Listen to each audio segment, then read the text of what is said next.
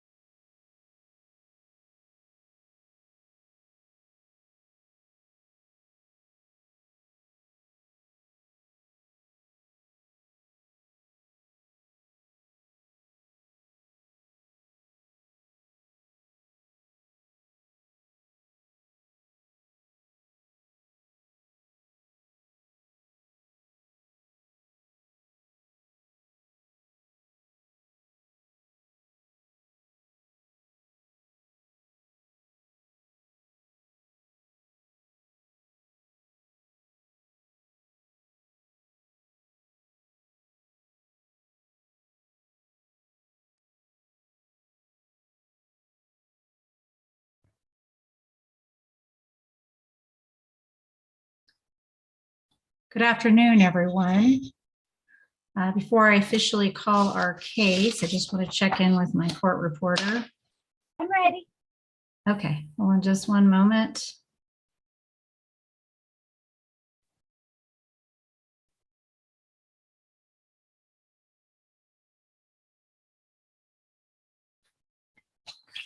All right, now calling proceeding number 23AL-0231G.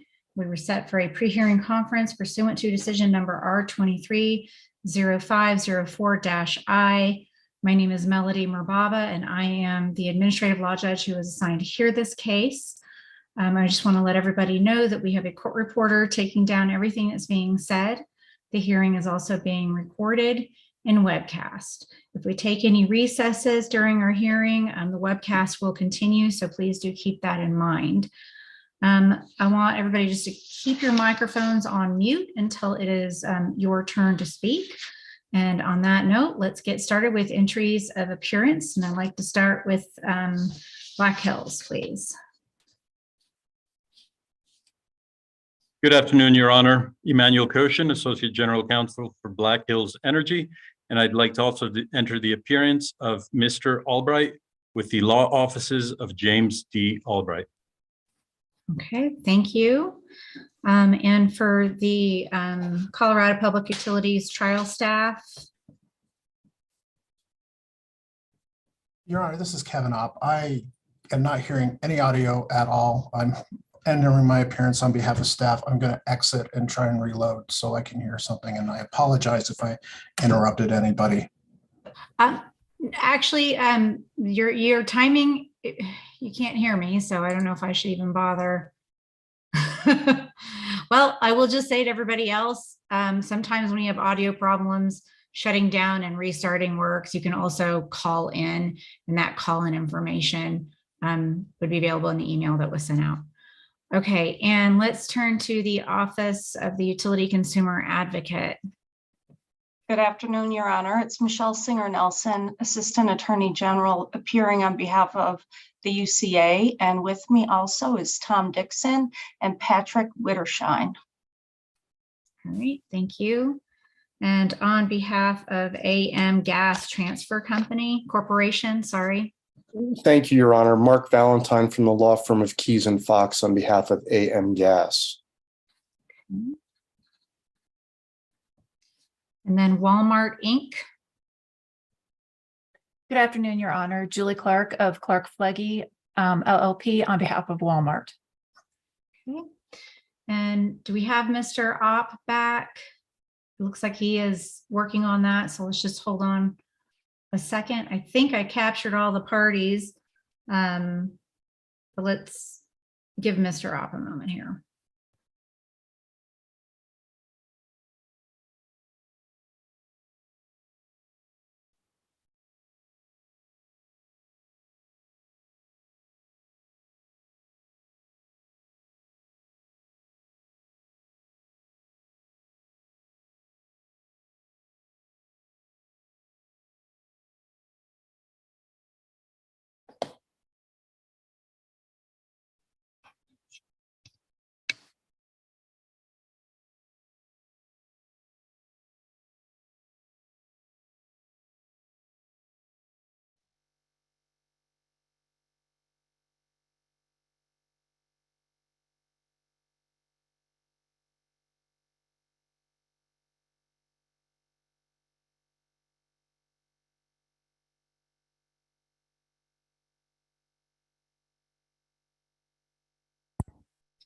Ms. Kunkel, or actually, hold on a second. Mr. Opp, can you hear us? I can hear now. I had to join by the phone. So.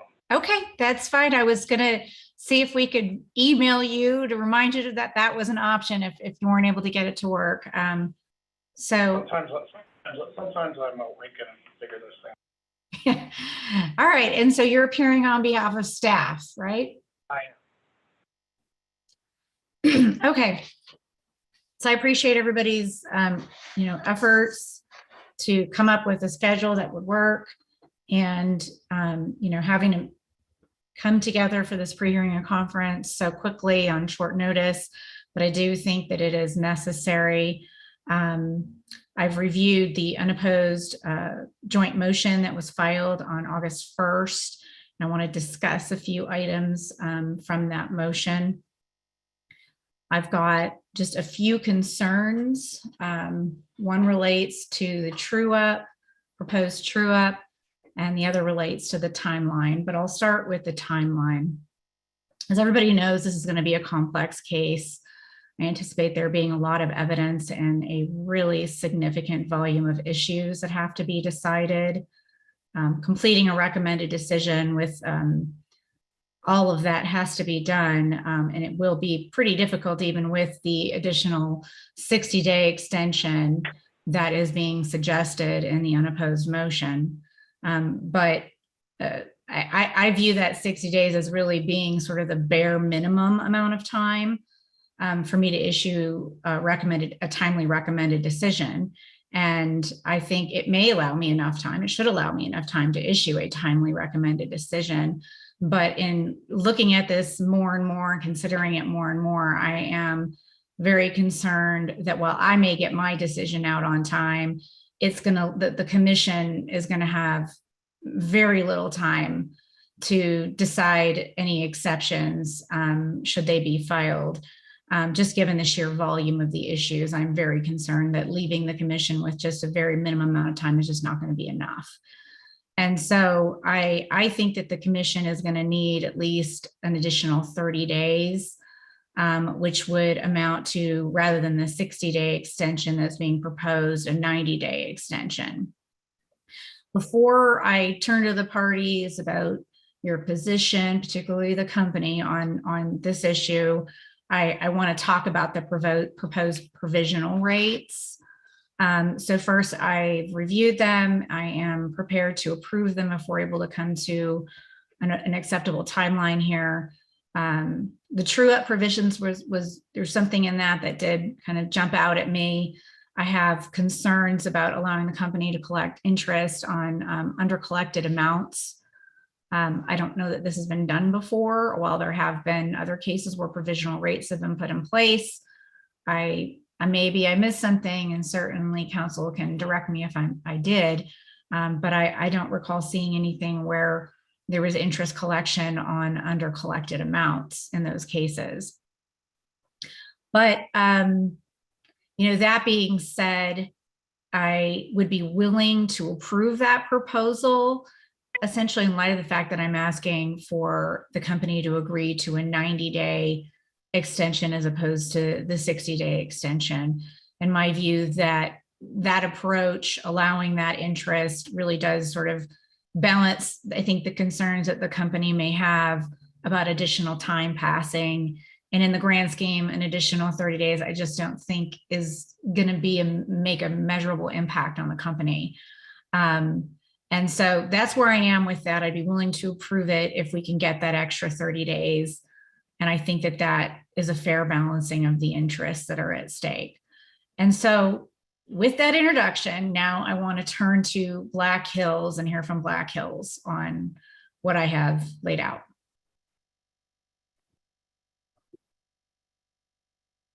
Your Honor, this is Jim Albright. Just to respond to and maybe it's moot if Your Honor is willing to approve the mutual interest back and forth. This is the first case in which a utility is proposing provisional rates that have not already been filed for.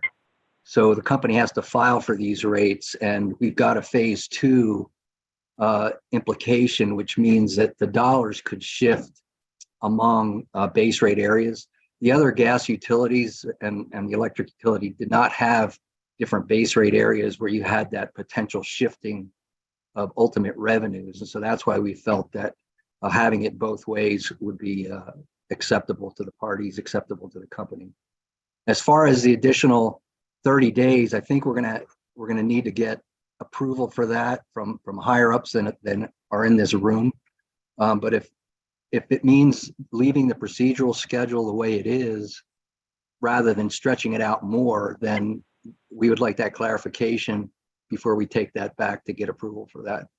Yes, yes. I'm not proposing that we make any, differences in what the parties have set out, though I think we're missing a couple of deadlines, and there are a couple of deadlines I want to talk about, but my thinking on this would not push back the hearing or anything along those lines. It's really to give the commissioners a little bit more time, because when I started looking at the number of days that the commissioners would have, when we typically try to issue our decisions, we try to give them a certain amount of time before their decision is due. With a case like this, I'm just concerned that's just not going to be enough for the commission. I'm not getting anything out of this. I'm still planning on issuing my decision in the same time frame that I would otherwise. It's really just for the commissioners. Okay. So unless you need something else from us, we would need to take it offline for a few minutes just to make sure that we have authority to okay that additional 30 days. I think I think we will take a recess to allow that, but I just want to pause for a moment to see if any of the interveners wanted to speak up on that. And if you do, just go ahead and unmute yourself and I'll call on you. And if you don't unmute yourself, I'm going to assume that means that you don't have anything to say on these issues. And by that, I mean that you don't have any concerns that you'd like to raise.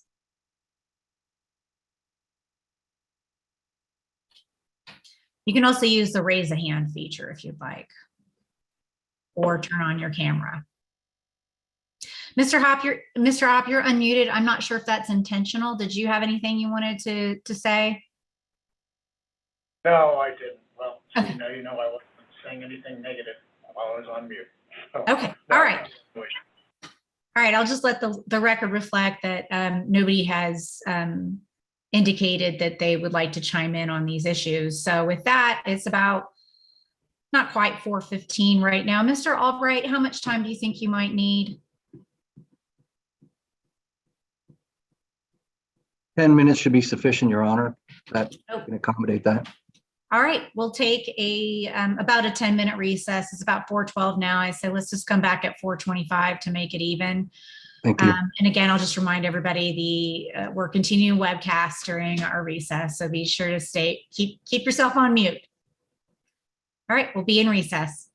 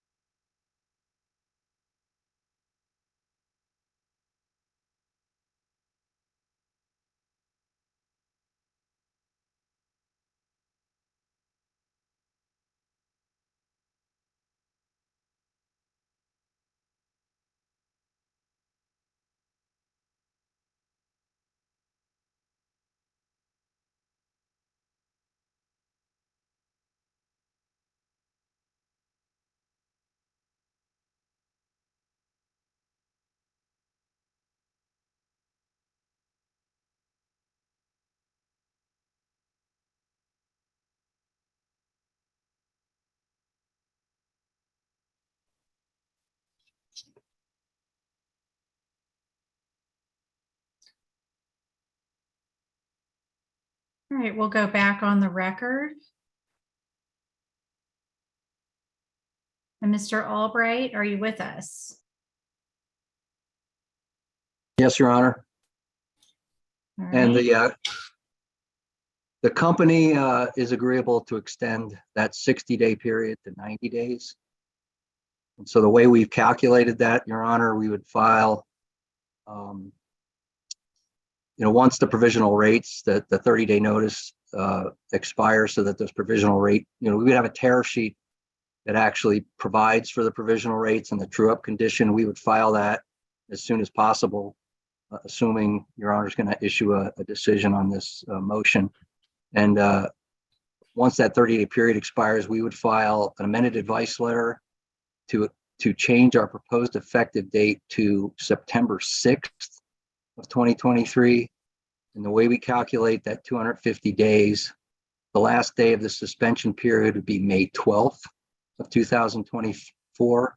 And so the rate effective date would be May 13th. Of course, the parties can settle and provide for an earlier date, as well as the commission can issue a decision and not necessarily wait until that date to issue a decision for effective rates. Yeah, and the other terms that were, everything that was laid out in the joint unopposed motion would apply, except for wherever it said 60 days, it should say 90. And where it said August 7th, it would say, what was it, September 6th. And then I think, yeah, and I think there was maybe a reference in here into maybe April 12th as the end of the suspension period, and that would be May 12th. So I think we're all on the same page. And if I understand correctly, those provisional rates would go into effect on February 13th. That's correct. Okay. All right. Well, I read it a couple of times. I think I understand it all right. I think we're all on the same page here. If anybody else, I'm assuming nobody has any objections to this, seeing how nobody mentioned anything earlier, but I'll just pause for a moment before we turn to the details of the procedural schedule. If anybody has anything you'd like to add, feel free to speak up.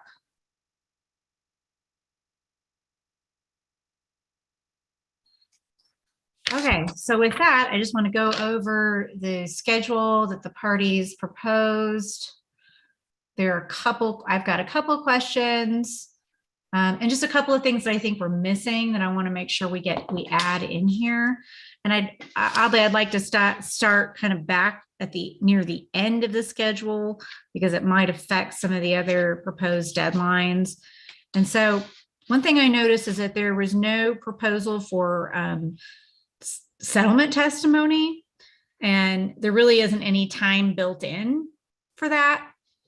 And I could say that, in the past, I've really had cases get messed up when we don't allow for that. It's really thrown a wrench in things and made it very difficult on everybody to get ready and go for hearing. So I am just wondering if you guys have any thoughts on getting settlement testimony filed. Right now, the settlement stipulation agreement, that deadline is November 20th. And, we've got the first day of hearing on November 28th. So I don't know that really allows enough time for testimony to be filed after settlement agreements are filed.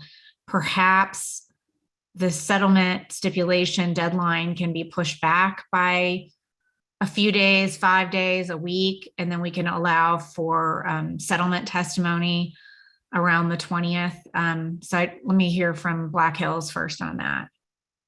Yes, Your Honor. So the company did develop and put into our internal schedule a date for settlement testimony. As luck would have it, when we were circulating the draft motion to the parties, that we just used a template that we have used in prior proceedings. And so that was not included. The company would prefer, if at all possible, to keep the November 20th for settlement agreement and just allow for 2 days to draft testimony. In this case, would be November 22nd for settlement testimony. Oftentimes, the company is the primary party that filed settlement testimony and believes 2 days should be sufficient, and would hope that that would work for the other parties. Okay, and is that something that you all discussed? No? It was not discussed. Okay. Unfortunately, the only thing that was circulated was the draft motion, and I don't believe that was included in any of the prior drafts. Okay, well, let me just call on, rather than just calling on everybody individually, anybody who has an objection, I will say, I mean, that's going to be tough on me. That doesn't give me much time to review it, but I realize we've got a tight timeline, and I'm willing to do whatever I can to accommodate everyone. I can accept that if everybody else can accept it. So if anybody has any concerns, go ahead and speak up. Ms. Nelson. Yes, Your Honor. I think the UCA likes the direction you were going in. I think there is a lot of stress associated with a settlement deadline that's close to the first day of hearing. So we would prefer if we would push back the deadline for stipulations or settlement agreements. 5 days would be sufficient. And then if we had the 22nd for the filing of settlement testimony, or, have a little bit more time between the settlement and settlement testimony, that would be helpful as well. So we would propose, could we just do 11/14 for the deadline for stipulations or settlement agreements, and then allow, I'm open for to input from other parties on suggestions on whether when the actual settlement testimony would be due under those circumstances. So you're proposing the settlement agreement deadline be 11/14. Yes. And settlement testimony deadline be when? Well, it could be the 22nd, but I understand you said that would be tight for you. So I mean, it's the day before Thanksgiving. Yeah. And the hearing starts, and under a week, a week later. Right. So, I mean, if any extra time would be helpful. If we went with the 14th, then maybe the 21st for settlement testimony. That would work for the UCA. Thank you. All right, let's just hear from anybody else that wants to chime in on this. Mr. Koshin, did you want to say something about those? Yeah, Your Honor. The rebuttal testimony is currently scheduled for October 30th, and with settlement due on November 14th. That's approximately 2 weeks. In my experience, trying to get a settlement reached by all the parties and the agreement boiled into a document that can be filed in 2 weeks is incredibly ambitious, which is why we proposed the 20th.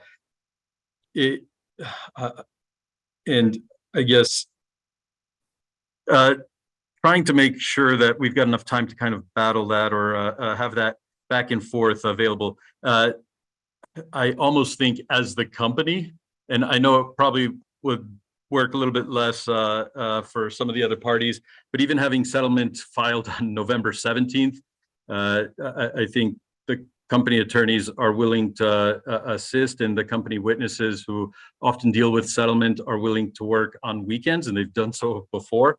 We're happy to try to get the testimony turned around by November 20th, but we really would like to see a little bit more time in the schedule to work through those issues in settlement.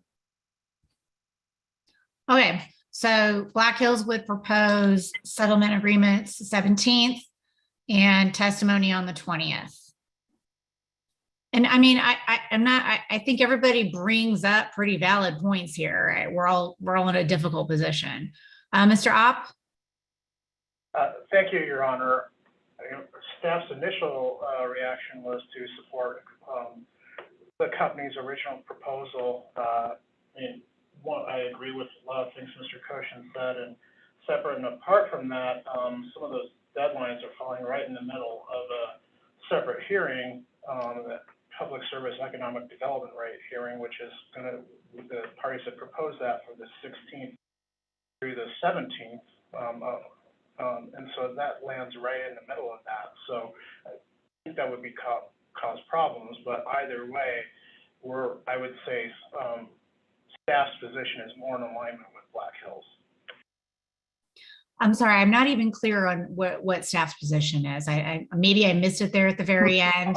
We support we support Black Hills' original proposal, Okay. but even so, if they want to move it a little bit, I guess we're okay with that, but at the same time, we don't want to, I'm cognizant of the concerns that 2 weeks isn't very long, and plus a lot of the same parties who are in this proceeding, except for Black Hills, some of the interveners are in this going to be in a hearing proceeding about public services, not economic development rate, and that's 23A-0330E. Obviously, parties can, it is what it is, make do with that, and that's our job.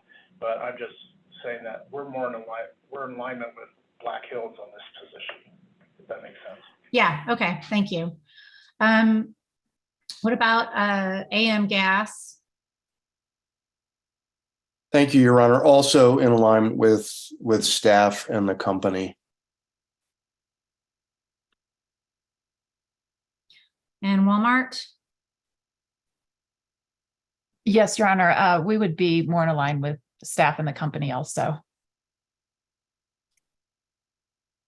Your Honor, after listening to Mr. Koshin's second proposal, I think the UCA would be fine with the 11/17 date for the deadline for the settlement and the 20th for filing of testimony. Okay, I think that's what we're going to do. I realize all of this is going to be difficult on everyone. At least we're all, Ms. Love's company, we're all going to be everybody's going to be in the same boat. I'm going to be reviewing this all, over the holidays as well and getting ready for the hearing. So I think it's not going to be easy to get through this, but it seems that going with the 17th for the settlement testimony or the settlement agreement deadline rather than the 20th, which was proposed, and then saying the 20th as settlement testimony deadline. I think that's as good as it's probably going to get. Okay. So with that ironed out, let's go through the other deadlines that have been proposed. Fine with October 3rd is the answer testimony, and deadline October 30th is the rebuttal and cross answer testimony. November 13th was proposed for corrected testimony and exhibits. I'm fine with that, but I'd also like just to make it clear that exhibits would include non-testimonial exhibits would need to be filed on that date. And I think we did not have a deadline for exhibit and witness lists. Rather than having everybody file it with the corrected testimony and all the exhibits, I'll give you guys, I'm thinking make that one the same deadline proposed for the joint examination matrix, which was November 21st.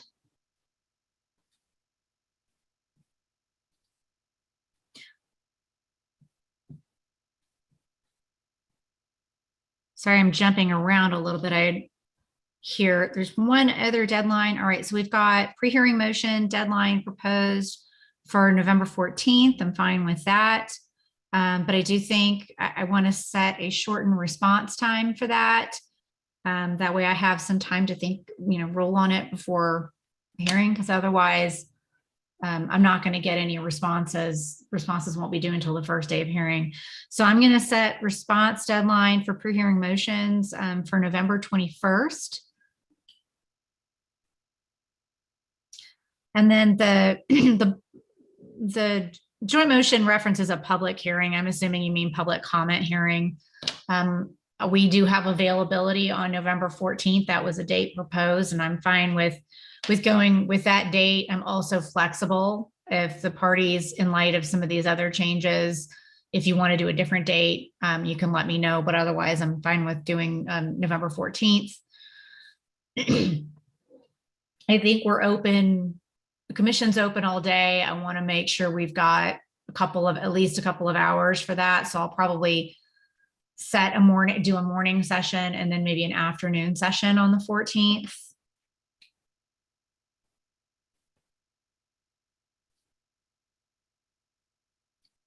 And as you know, it's commission practice that we really don't take comments from the parties during that hearing. That's really for the public. So hopefully that won't take away too much from all that you guys are going to have on your plates at that time.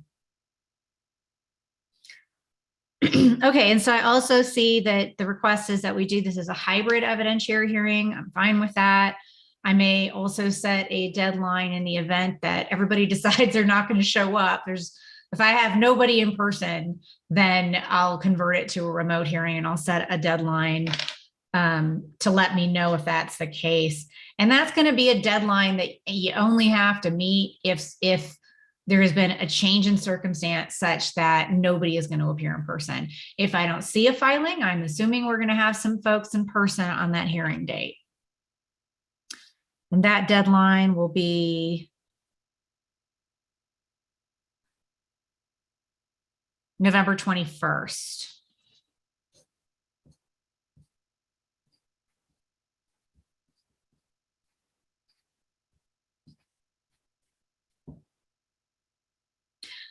The parties propose a date for a technical conference, and I think at this point it's premature to schedule a technical conference. It is something that I most likely will end up doing, but as I sit here right now, I have no idea what I would want to address in a technical conference, and therefore establishing a timeline for that is really difficult because, for example, if I need the company to present scenarios for me that we want to review in a technical conference, I'm going to need to be able to give the company enough time to do that prior to any hearing date. So if we do end up having a technical conference, that'll be scheduled by a separate order.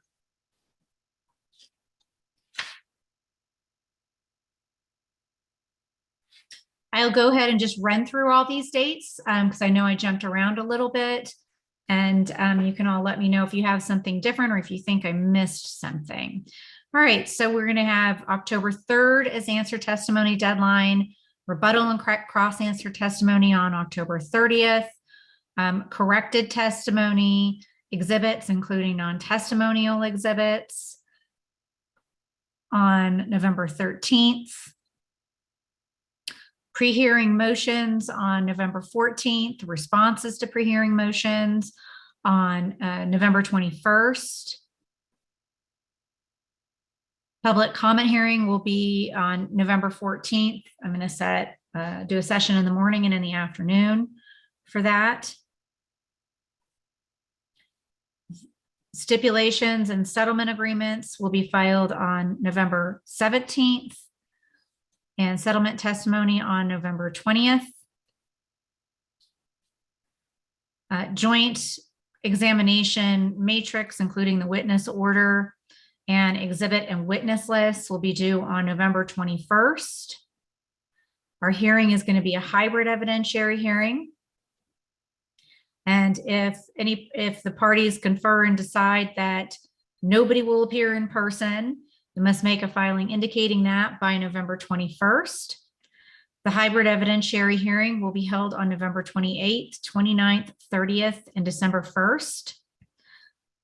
Statements of position, I'm agreeing to that deadline with parties proposed, which is December 21st. And I think that is all I have for all the deadlines that we have established. Does anybody have anything different, or do you think I missed anything in terms of our deadlines?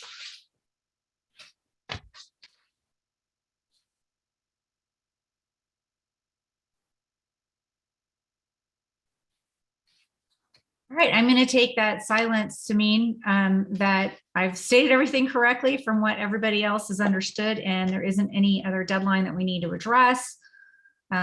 Before we adjourn, I do want to give everybody an opportunity to raise any other issue that you think should be addressed at this time.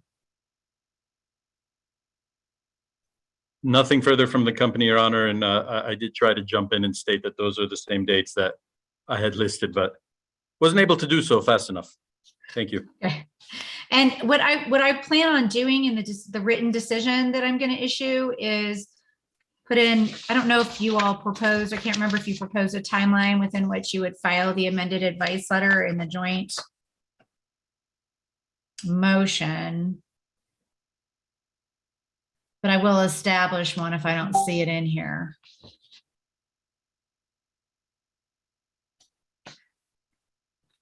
And does Black Hills have any preference on, how many days you might need after this decision issues? Your Honor, we could probably file it within a couple of days, Okay, even the same day. That if your decision comes out in the morning, we might be able to file it that afternoon. So I think the motion says 3 business days. okay, And like I said, just to remove the risk that the provisional rates might get suspended by the commission, that we would file the amended advice letter on like the 31st day after the filing of the provisional rate advice letter. okay. Well, I think this is one of those That could circumstances be in where, that's in the motion. right. I think this is one of the circumstances where you file it in this case, you don't start a new proceeding, which would often trigger, some level of commission action. Yeah, but that's the concern, Your Honor, that Yeah, file an advice letter is the commission, what if the commission disagrees with your Honor's, decision approving it? I guess that's a small risk, but it's a risk nonetheless. well, I will do my best to write up a decision that fully supports the direction that we've all headed in. And hopefully we won't see any issues with this. And if we do, I guess we'll be talking again. I'm sure you will. Yeah. And I just want to thank everybody. I know this has not been easy, and I appreciate the flexibility and the willingness to come to a reasonable procedural schedule. And frankly, I know that the procedural schedule is going to be, it's going to put a lot of pressure on everybody, but I do think it will allow enough time to develop an appropriate record for me to issue a decision and then for the commission to decide exceptions. All right, so with that, unless there's anything else that we need to address, I think we can go ahead and adjourn. Mr. Opp, did you have anything else? No, I was just going to say nothing else from staff. And I apologize for the mishaps at the beginning of the hearing. I now know what to do. Oh, these things happen. I'm glad we were able to work it out. Okay, I'll just pause for a moment. If anybody else has anything else you want to add, you can go ahead and unmute yourself and speak up. And if you don't, we will be adjourning in just one moment.